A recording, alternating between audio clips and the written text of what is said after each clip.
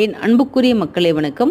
புரட்டாதி நட்சத்திரம் மீனராசிக்காரர்களுக்கு இந்த சனிப்பெயர்ச்சி என்பது மிகவும் ஒரு அற்புதமான ஒரு சூழ்நிலையை ஏற்படுத்தி தர இருக்கிறது.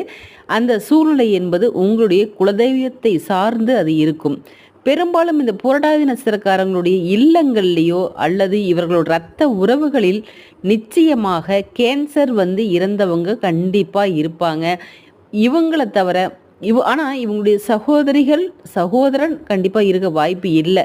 சகோதரிக்கும் இவர்களுக்கும் மிக மிக ஒரு இந்த சொத்து பிரச்சனையினால் ஒரு